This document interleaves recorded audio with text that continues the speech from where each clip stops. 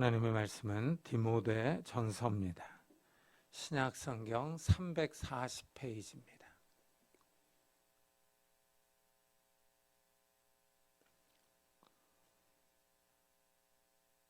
신약 성경 340페이지 디모데 전서 6장 3절부터 10절까지 저와 여러분이 한 절씩 교독하겠습니다.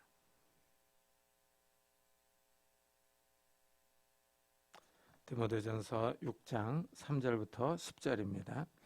누구든지 다른 교훈을 하며 바른 말 곧 우리 주 예수 그리스도의 말씀과 경건에 관한 교훈을 따르지 아니하면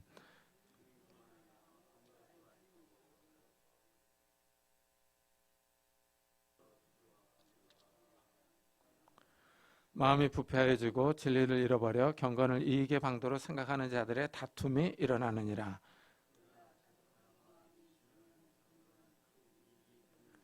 우리가 세상에 아무것도 가지고 온 것이 없음에 또한 아무것도 가지고 가지 못하리니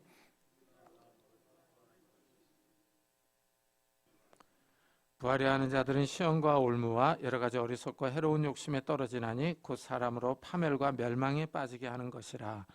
돈을 사랑함이 일만하게 뿌리가 되나니 이것을 탐내는 자들은 미혹을 받아 믿음에서 떠나 많은 근심으로써 자기를 찔렀도다. 아멘. 우리가 살면서 투쟁이라는 말을 자주 듣습니다. 민주화 투쟁, 장애인 차별 철폐를 위한 투쟁, 노동해방 투쟁, 항일 투쟁 이런 말들입니다. 이 투쟁의 사전적인 의미는 단체나 개인이 어떤 목적을 이루거나 상대편을 극복하기 위하여 힘쓰거나 싸우는 것으로 정의합니다. 어떤 목적을 이루기 위해서 싸우는 것을 뜻합니다.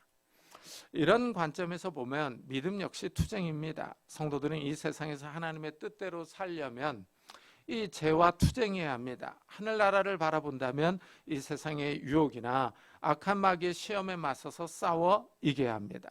성도들은 이 세상에서 믿음의 싸움, 믿음의 투쟁을 하는 사람들입니다. 성경도 성도들에게 싸워서 이기라고 합니다. 이기는 신앙을 강조합니다. 오늘 우리가 읽은 말씀은 우리가 신앙을 지키기 위해서 싸워야 할 것들에 대해서 말합니다. 먼저 사도 바울은 만일 뭐뭐 한다면 하고 가정법으로 시작을 합니다. 누구든지 다른 교훈을 하며 바른 말 곧 우리 주 예수 그리스도의 말씀과 경건에 관한 교훈을 따르지 아니하면 하옵니다. 옛날 개정 성경은 창념치 않으면 하고 번역했습니다. 여기서 따르지 아니하면은 가까이 가지 아니하면 하는 뜻으로 영어 성경은 동의하지 않으면 하고 번역합니다. 예수님의 말씀에 가까이 가지 않는 사람, 경건에 관한 교훈에 동의하지 않는 사람에게 일어나는 일들을 설명합니다. 여기서 알 수 있는 사실은 믿음의 투쟁을 하려면 일단 하나님의 말씀에 가까이 하는 일이 필요합니다. 하나님의 말씀에 가까이 간다는 것은 동의하는 겁니다. 하나님의 말씀에 동의하려면 먼저 말씀을 알아야 합니다. 성도들이 날마다 말씀을 읽고 묵상하며 말씀을 따라 살아가야 할 이유입니다. 하나님의 말씀을 따라서 죄와 악한 마귀와 싸우는 겁니다. 믿음의 선한 싸움을 싸워야 합니다. 투쟁해야 합니다. 그런데 이게 참 신기하고 쉽지가 않습니다. 이 말씀을 가까이 하는 일이 쉽지 않습니다. 신기하게 소설이나 만화책은 쉽게 읽히는데 성경은 쉽게 읽지를 못합니다. 성경을 읽으려면 이 마음의 결심을 해야 합니다. 마음의 결심을 하고 성경을 읽어도 금방 다른 생각이 듭니다. 마음이 금방 흐트러집니다. 분명히 눈으로 읽었는데 무슨 말인지 모를 때가 많습니다. 성경은 영적인 일을 말하기 때문입니다. 신기하게 말씀을 읽어도 잘 이해가 되지 않습니다. 다시 읽어봐도 말씀이 쉽게 이해되지 않습니다. 그리고 말씀을 읽고 깨달음을 받고 은혜를 받았어도 금방 또 그 은혜를 잊어버립니다.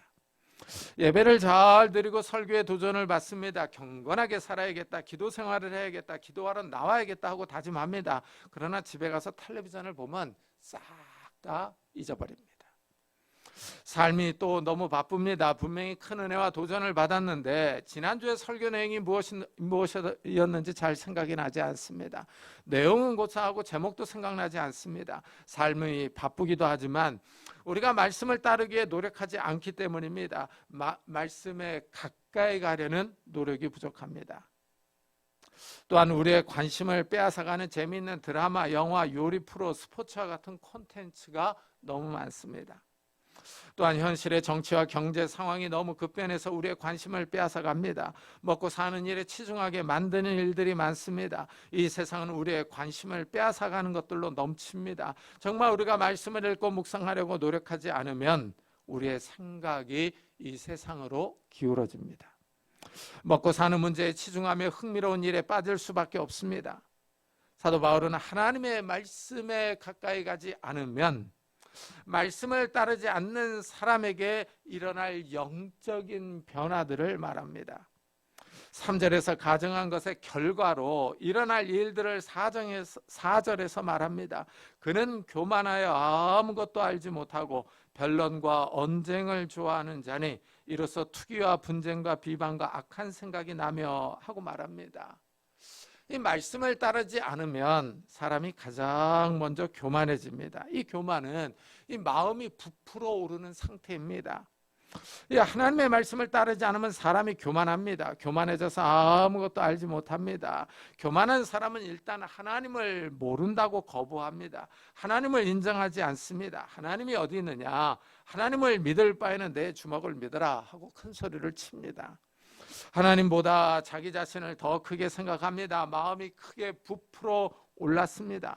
마치 풍선이 부풀듯이 마음이 부풀어 오릅니다. 풍선이 부풀어서 크게 보이지만 바람이 빠지면 금방 수그러듭니다. 세상에 이런 사람들이 많습니다. 상점 앞에 서 있는 풍선 인형과 같은 사람들입니다. 바람이 들어갈 때는 춤추듯이 움직입니다. 사람이 살아있을 때는 말하고 움직입니다. 큰 소리를 치고 허세를 부립니다. 그러나 풍선 인형에 바람이 빠지면 풍선은 그대로 주저앉습니다. 사람도 마찬가지입니다. 건강하게 걸어 다닐 때는 자기가 가고 싶은 장소로 마음대로 가지만 늙으면 그렇게 못합니다. 사람이 나이가 들면 자기 손으로 밥을 먹지 못하기도 하고 자기 발로 움직이지도 못합니다. 이러면 다른 사람의 도움을 받아야 합니다. 밥 먹고 화장실 가는 것도 다른 사람의 도움을 받아야 합니다. 더 나아가 사람은 호흡이 끊어지면 정말 아무것도 아닙니다.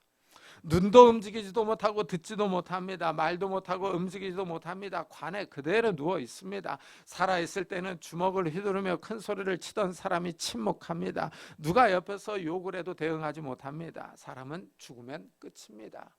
정말 사람은 아무것도 아닙니다. 그런데 이 하나님의 말씀에 동의하지 않으니까, 하나님의 말씀에 가까이 하지 않으니까 이 교만해져서 하나님에 대해서 막 뭐라 그럽니다. 교만은 마치 대나무 죽순자라듯이 자랍니다. 죽순은 땅에서 4, 5년 정도 발달 과정을 거쳐서 땅 위에 올라옵니다. 죽순이 자랄 때는 속도전입니다. 새벽에 갓 올라온 죽순은 점심때는 먹을 수 없을 정도로 질겨집니다. 저녁 즈음에는 1m 정도까지 자랍니다. 교만이 이와 유사합니다. 교만은 모든 사람의 마음에 잠재되어 있습니다. 그러다 어떤 상황이 주어지면 급속도로 뻗어나옵니다. 조금만 잘 나가면 거들먹거리며 잘난 체합니다. 그러다 이런 교만이 하나님께 나오기도 합니다. 하나님께 거들먹거리며 하나님을 대적합니다. 교회를 욕하고 박해하는 사람들이 있습니다. 하나님의 말씀이 없는 사람들입니다. 이렇게 교만해진 사람들이 변론과 언쟁을 좋아합니다. 여기서 언쟁은 말씀에 관한 언쟁입니다. 하나님의 말씀에 대해서 논쟁하는 것을 즐겨합니다. 하나님의 말씀을 거부하고 반대하려는 의도입니다. 이래서 전도를 해보면 논쟁하려고 덤비는 사람들이 있습니다. 그런 사람들은 피하는 것이 상책입니다. 아무리 좋은 말을 해도 믿으려고 하지 않습니다. 하나님의 말씀을 가까이 하지 않으면 이렇게 교만해집니다, 사람이. 그리고 악한 생각이 납니다. 이 악한 생각은 악한 의심, 추측입니다. 사람이 참 신기하게 이상한 생각들을 많이 합니다. 공상도 많이 합니다. 의심과 추측이 많이 생깁니다. 혼자서 별의별 상상을 다 합니다. 또한 이런 의심과 추측이 하나님의 말씀으로 향합니다. 내가 세뇌당하는 것은 아닐까? 이 말씀이 정말일까? 정말 천국이 있을까? 저거 뻥이 아닌가? 이런저런 의심과 추측들이 계속 듭니다. 마치 흔들리는 갈대처럼 생각이 이리저리 왔다 갔다 합니다. 하나님의 말씀을 따르지 않을 때 사람이 점점 변해갑니다. 생각이 이상해지는 겁니다. 이래서 날마다 말씀을 읽고 묵상하는 것이 중요합니다. 하나님의 말씀을 가까이 해야 합니다. 신기한 사실은 혼자 성경을 읽을 때는 말씀이 그렇게 다가오지 않는데 이 설교를 들으면 또 그 말씀이 마음에 박힙니다. 생각과 마음에 잘 들어옵니다. 말씀이 살아있습니다. 바울은 계속 말씀을 따르지 않을 때 발생하는 일들을 설명합니다. 마음이 부패하여지고 진리를 잃어버려 경건을 이익의 방도로 생각하는 자들의 다툼이 일어나느니라. 사람이 말씀을 가까이 하지 않으면 마음이 부패해집니다. 사람이 전적으로 타락해서 악취가 납니다. 항상 생각하는 것이 악합니다. 하나님의 말씀을 가까이 하지 않는 사람은 하나님을 인정하지 않고 믿지 않습니다. 하나님이 없이 자기 의지대로 살려고 합니다. 자기 멋대로 생각하고 행동합니다. 하나님이 없으면 기준이 없습니다. 하나님의 말씀을 받아들이지 않으면 삶의 원리가 없습니다. 이래서 세상 기준을 따라 살아갑니다. 말씀에 동의하지 않으면 마음이 부패해집니다. 생선이나 돼지고기가 상하면 심한 악취가 납니다. 먹지를 못합니다. 빨리 갖다 버려야 합니다. 그런데 마음이 부패해진다고 합니다. 마음에서 악취가 올라오는 겁니다. 이래서 사람들이 이상한 생각을 많이 합니다. 부정하고 음란한 생각, 질투와 시기, 한탕 크게 할 생각, 누구를 죽이고 싶다는 생각, 어느 건물을 폭파시키고 싶다는 아주 이상한 생각들을 합니다. 사람들이 타락해서 다 악한 생각을 합니다. 그런데 악한 생각만 하고 그치는 사람이 있는가 하면 그 악한 생각을 그대로 실행하는 사람이 있습니다. 새가 우리 머리 위로 지나갈 수 있습니다. 그러나 머리에 앉아서 나뭇가지로 둥지를 틀 수는 없습니다. 새가 머리 위에 앉으면 사람들은 머리를 털어서 새를 쫓아버릴 것입니다. 악한 생각이 올라올 수 있습니다. 이때 빨리 털어버려야 합니다. 어떤 사람은 악한 생각을 절제하고 빨리 버립니다. 그런데 어떤 사람은 이 악한 생각을 즐깁니다. 악한 생각을 묵상하고 그 생각 속에서 삽니다. 이런 사람들은 행동으로 옮길 확률이 높습니다. 사고를 칠 가능성이 높은 사람입니다. 이렇게 악한 생각을 평소에 즐기는 사람이 술이나 마약을 하면 사고를 칩니다. 술기운이나 마약에 취해서 이성을 상실합니다. 양심이 마비됩니다. 이럴 때 사고가 납니다. 우리 사회에서 술이나 마약에 취해서 운전하는 사람들이 늘어납니다. 음주운전을 하다가 사람을 치어 죽이는 사고가 납니다. 음주운전이 습관이 되는 사람들이 있습니다. 사람을 치어놓고도 전혀 죄의식이 없습니다. 양심이 화인 맞은 겁니다. 사람이 이렇게 말씀을 떠나면, 말씀을 가까이 하지 않으면 마음이 부패해집니다. 이래서 진리를 잃어버립니다. 이것이 가장 큰 문제입니다. 진리를 추구하지 않습니다. 진리를 가까이 하지 않습니다. 진리에 전혀 관심을 보이지 않습니다. 그저 세상의 즐거움만을 추구하며 살아갑니다. 세상적인 즐거움에 취해서 진리를 생각하지 않습니다. 세상 사람들은 나름대로의 진리를 말합니다. 철학과 윤리적인 진리가 있다고 말합니다. 그러나 철학과 윤리에서 말하는 진리는 다 상대적입니다. 다른 이론이 나오면 사람들의 관심이 새로운 이론으로 쏠립니다. 과학이나 의학적인 진리는 아주 제한적입니다. 우리가 이 세상에 사는 동안만 유용합니다. 인간 삶을 편하게 해줄 수는 있지만 영생을 주지는 못합니다. 예수님이 이 땅에 오셔서 진리를 말씀하십니다. 내가 곧 길이요 진리요 생명이니 나로 말미암지 않고는 아버지께로 올 자가 없느니라.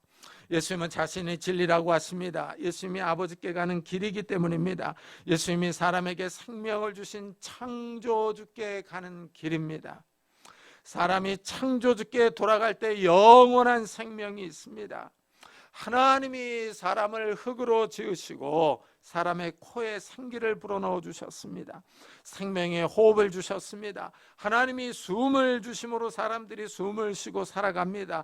들숨과 날숨을 하는 동안에 웃고 떠듭니다. 뛰고 운동합니다. 사람에게 생명이 있는 것이 신비롭습니다. 시간의 제한을 받고 살아가지만 살아 움직입니다. 사람에게 호흡을 주신 하나님이 영원한 생명을 주실 수 있습니다. 예수님이 창조주 하나님께 나아가는 방법을 알고 계십니다. 이래서 예수님은 내가 진리라고 선언하셨습니다. 이 진리를 알 때 자유가 있습니다. 사람들이 부패해서 죄를 짓습니다. 죄로 인하여 사망이 왔습니다. 이래서 모든 사람은 죽어야 합니다. 사람은 죄와 사망에 매여 있습니다. 사망의 세력 아래서 살아갑니다. 예수님이 죄와 사망에서 사람을 해방하여 주십니다. 이 사망의 세력에서 자유를 주십니다. 영원한 하늘나라에서 영원히 살 수 있는 생명을 주십니다. 이 말씀이 진리입니다. 예수 그리스도를 믿는 사람들이 이 진리를 발견하고 기뻐합니다. 이 진리 안에 머물려고 노력하며 힘씁니다. 예수님이 영생의 말씀을 우리에게 전해주셨습니다. 이래서 사도 바울은 말씀을 따르라고, 말씀에 창념하라고, 말씀에 동의하고 순종하라고 권면합니다.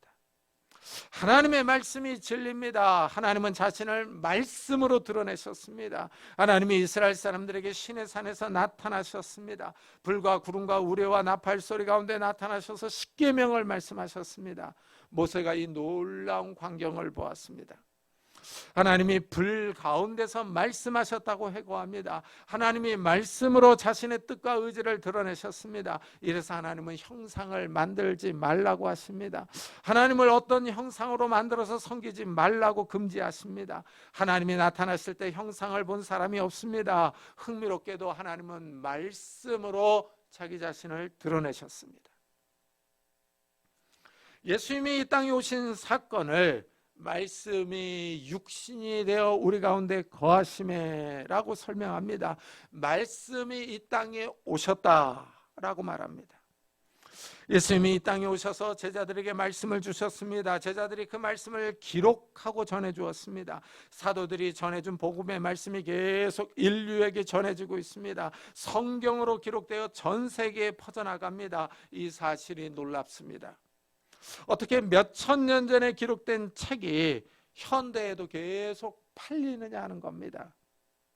성경은 인류 역사에서 가장 많이 팔린 베스트셀러입니다. 2000년대를 살아가는 이 시대에도 성경을 사서 읽는 사람들이 많습니다. 이 말씀을 읽고 변화되는 사람들이 있습니다. 기독교 역사를 보면 기독교 신앙을 반대하기 위하여 성경을 읽다가 변화된 사람들이 있습니다. 스님들이 성경을 읽다가 불교에서 기독교로 넘어오는 분들이 있습니다. 사람의 생각에 영향을 미치고 사람을 변화시키는 신비로운 책입니다.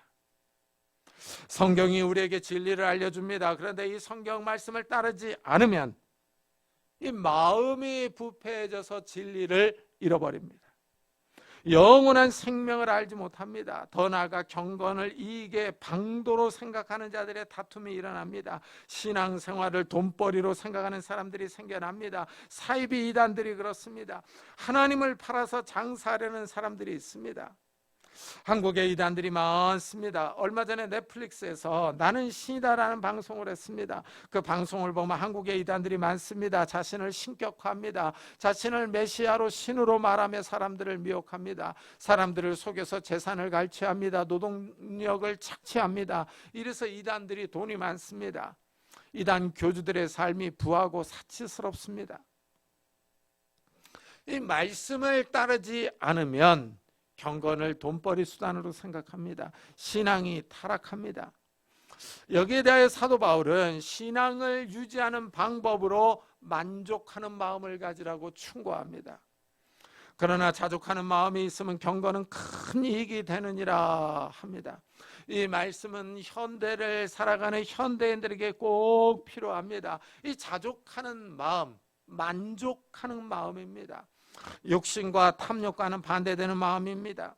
현대인들은 물질을 최우선 가치로 생각합니다. 돈으로 모든 것을 평가하는 시대입니다. 그런데 하나님의 말씀을 따르지 않으면 우리 역시 경건을 이익의 수단으로 생각할 수 있습니다. 신앙을 하나님의 능력만을 이용하려고 합니다. 욕심이 우리 삶을 지배할 수 있습니다. 바울은 욕심보다는 만족하는 마음을 가지라고 권면합니다. 이래서 다음 구절에서 우리가 세상에 아무것도 가지고 온 것이 없음에 또한 아무것도 가지고 가지 못하리니 합니다. 흔히 공수래 공수거라고 말합니다. 사람은 이 땅에 태어날 때 아무것도 가지고 오지 않았습니다. 벌거벗은 몸으로 태어납니다. 죽을 때 역시 아무것도 가지고 가지 못합니다. 수위만 입은 채로 갑니다. 하지만 사람은 이 땅에서 살아가는 동안에는 손을 꽉 움켜잡습니다. 이 무엇인가를 잡으려고 하고 이 잡은 것을 놓지 않으려고 합니다. 신생아들이 손을 꽉 움켜쥐고 있습니다. 그래스프 리플렉스라고 말합니다. 신생아들이 닿는 물체가 무엇이든 꽉 쥐고 놓지 않으려는 반사신경을 일컫는 의학 용어입니다. 사람은 이렇게 태어나면서부터 모든 것을 움켜쥐려고 합니다. 사람은 나이가 들어도 움켜쥐려고 합니다. 힘이 떨어지니 불안합니다. 신생아도 아닌데 더 움켜쥐려고 합니다. 노욕이라는 말이 있을 정도입니다. 나이가 들어서 욕심이 더 생깁니다. 하나님을 인정하지 않으면 욕심이 생깁니다. 하나님을 신뢰하지 않으면 불안합니다. 이래서 이 세상의 것들을 더 움켜쥐려고 합니다. 돈과 명예와 권력을 쥐고 있으려고 합니다.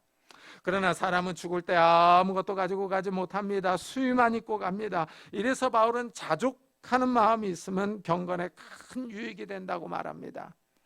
가진 것으로 만족하면 신앙생활에 도움이 된다는 뜻입니다. 바울은 우리가 먹을 것과 입을 것이 있은즉 족한 줄로 알 것이니라 하고 말합니다.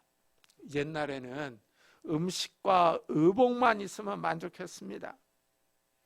이 북한에서 오신 분들의 말들을 들어보면은 북한에 있을 때는 먹는 문제가 가장 심각했다고 말합니다. 그런데 한국에 와서 먹는 문제가 해결되고 나니까 모르는 것이 많아서 문제라고 합니다. 너무 영어가 많다고, 영어 간판이며 일상 대화에서 영어가 너무 많아서 배워야 된다고, 몰라서 죽겠다고 말합니다. 먹는 문제가 해결되니까 새로운 문제가 나타난 겁니다. 우리나라 사람들도 마찬가지입니다. 현대인들은 음식과 의복에 만족하지 않습니다. 이제는 주택과 노후에 쓸 것이 있어야 합니다. 주거 비용이 비쌉니다. 그래서 젊은 사람들은 자녀를 잘 낳지 않습니다. 집값과 교육비가 너무 많이 들어가기 때문입니다. 요즘은 사람들이 잘 먹어서 오래 삽니다. 은퇴한 후에도 건강해서 오래 삽니다. 이래서 노후에 쓸 돈을 마련하느라고 사람들이 바쁘게 살아갑니다. 노후 준비는 다 해야 합니다. 그런데 문제는 사람이 어느 정도의 돈이 있어야 만족하느냐 하는 겁니다. 이 사람의 욕심이 끝이 없습니다. 한 2억 정도만 있으면 하고 처음에는 생각합니다. 그러다 막상 이제 2억 정도 되니 돈이 있으면 3억 정도만 있으면 이렇게 생각을 합니다. 또 3억이 생기면은 이거 갖고는 어림없을 것 같은데, 그러면서 이 마음에서 끊임없는 욕심이 올라옵니다. 사람이 신생아도 아닌데 끝까지 움켜잡으려고 합니다. 야곱이 이랬습니다. 평생을 움켜쥐려고 노력한 사람입니다. 형과 투쟁에서 장자의 복을 움켜쥐었습니다. 외삼촌 라반의 집에 가서 외삼촌과 싸워서 재물을 모았습니다. 그러나 가나안 땅에 도착했을 때 형 에서가 군대 400명을 이끌고 나옵니다. 형의 군대가 야곱을 치면 그동안 고생한 것이 다 물거품이 됩니다. 그렇게 고생하며 모은 재산인데 다 빼앗길 수 있습니다. 야곱은 심은 대로 거둡니다. 그렇지만 이 위기의 순간에 야곱은 하나님을 바라봅니다. 하나님께 기도합니다. 하나님이 야복강에서 사람의 모습으로 나타났습니다. 야곱이 이 사람과 싸웁니다. 그 사람이 야곱을 이기지 못합니다. 그래서 환도뼈를 쳐서 위골됩니다. 그 사람이 날이 새자 가려고 놓아달라고 합니다. 그러자 야곱이 축복하지 않으면 놓아주지 않겠다고 말합니다. 하나님이 야곱을 축복해 주었습니다. 이름도 야곱에서 이스라엘로 고쳐주셨습니다. 하나님과 싸워서 이겼다는 뜻입니다. 야곱은 평생을 투쟁합니다. 형과 싸우고 외삼촌과 싸우고 세겜 사람들과 싸웁니다. 하나님과 싸워서도 이깁니다. 평생을 움켜쥐려고 노력합니다. 그러나 하나님은 자꾸 야곱에게 움켜진 손을 펴고 하나님을 의지하라고 하십니다. 야곱이 12아들들 가운데 요셉을 사랑합니다. 아버지가 요셉만 편애하자 형들이 요셉을 종으로 팔아버렸습니다. 야곱은 사랑하는 아내 라헬이 죽고 라헬이 낳은 아들 요셉을 의지하고 살았는데 요셉도 떠납니다. 후에 가나안 땅에 기근이 들어서 먹을 것이 없습니다. 이집트에 양식이 있다는 소식을 듣고 아들들을 보냅니다.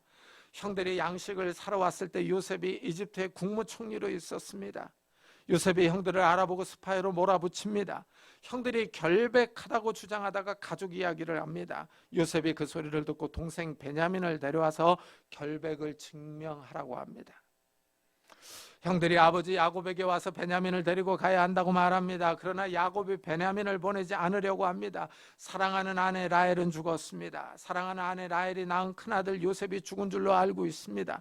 그런데 라헬이 낳은 둘째 아들 베냐민마저 이집트로 데려간다고 합니다.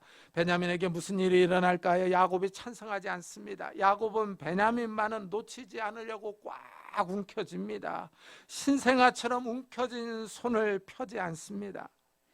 그러나 식량은 점점 떨어져 갑니다. 베냐민이 가지 않으면 양식을 살 수 없습니다. 양식이 없으면 결국 다 죽습니다. 야곱이 그렇게 사랑하는 아들 베냐민도 죽을 수밖에 없습니다. 유다가 아버지 야곱을 설득하자 어쩔 수가 없어서 허락합니다. 야곱이 베냐민을 보내면서 하나님을 의지합니다.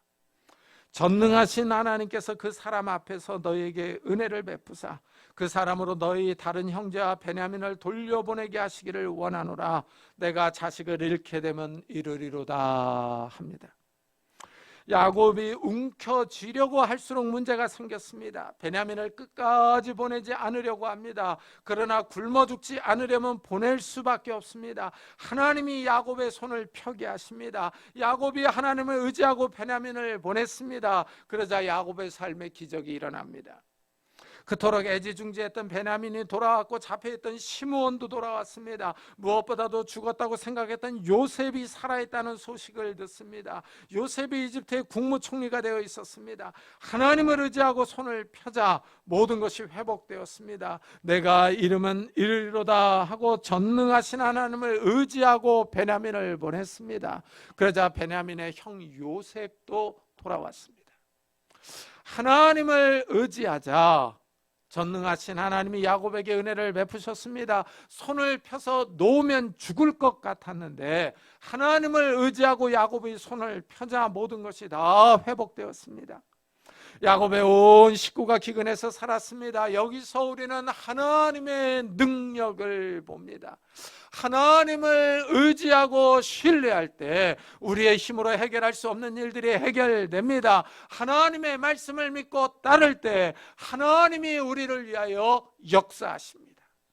야곱은 평생을 하나님의 복을 위해 투쟁한 사람입니다. 이 복은 많은 후손을 주실 것과 가나안 땅을 주실 것을 약속합니다. 야곱은 결국 복을 받았지만 삶의 어려움이 많았습니다. 장자의 복을 받기 위해 아버지와 형을 속였습니다. 그러자 화가 난 형이 동생을 죽이려고 했습니다. 형을 피해서 외삼촌 라반의 집에 가서 혼자 고생합니다. 라반에게도 죽을 뻔했습니다. 오늘 말씀이 야곱에게 적응이 잘 됩니다. 부하려 하는 자들은 시험과 올무와 여러 가지 어리석고 해로운 욕심에 떨어지나니 곧 사람으로 파멸과 멸망에 빠지게 하는 것이라. 야곱은 복을 사모했습니다. 이 하나님의 복에 물질적인 복도 포함되어 있습니다. 그런데 복을 받는 방법이 옳지 못했습니다. 결국 야곱의 욕심에 따라 시험과 올무와 파멸이 찾아왔습니다. 야곱은 여러 번 죽을 고비를 넘겼습니다. 하지만 그때마다 야곱은 다시 하나님을 바라보았습니다. 결정적인 순간에 믿음의 싸움을 싸워야 할 때 물질과 돈보다는 하나님을 의지했습니다. 하나님을 의지할 때 하나님이 야곱을 살려주었습니다. 그에게 복을 주었습니다. 야곱은 비록 인간적인 수단과 방법을 많이 사용했지만 다른 사람을 거짓말하고 속였지만 그래도 하나님의 말씀을 믿고 의지했습니다. 바울은 오늘 말씀 끝에서 이렇게 경고합니다. 돈을 사랑함이 일만하게 뿌리가 되나니 이것을 탐내는 자들은 미혹을 받아 믿음에서 떠나 많은 근심으로서 자기를 찔렀도다 합니다. 이 물질을 사랑하고 탐내고 욕심을 부리는 사람들 미혹을 받는다. 믿음에서 떠나 많은 근심으로써 자기를 찌른다라고 말하고 있습니다. 이 말씀이 현대를 살아가는 우리들에게 정말 잘 적용이 됩니다. 이 성도들의 가장 이 믿음의 적이 무엇이겠습니까? 세속화 아니겠습니까? 이 세속화의 가장 근본적인 것은 돈과 물질입니다. 우리가 이 세상을 살면서 먹고 살기 위해서, 성공하기 위해서 순간순간 돈을 사랑하며 집착합니다. 그러나 돈과 물질이 우리를 영원한 생명으로 인도하지 못합니다. 우리는 이 세속화와 물질과 돈과 싸워야 합니다. 믿음의 투쟁을 해야 합니다. 우리가 하나님의 말씀 앞에 바로 서야 할 이유가 여기 있습니다. 현대사회는 우리에게 돈이 최고라고 유혹합니다. 이 유혹을 따라가며 하나님의 말씀을 따르지 않을 때 파멸과 멸망이 기다리고 있는 겁니다. 우리는 이 세속화의 물결과 싸워야 합니다. 물질과 돈과 싸워야 합니다. 믿음의 투쟁을 해야 하는 사람들입니다. 하나님의 말씀을 따라가는, 예수님의 복음에 동의하는 성도님들이 되시기를, 믿음의 투쟁에서 승리하는 성도님들이 되시기를 예수 그리스도의 이름으로 축복합니다. 기도하겠습니다.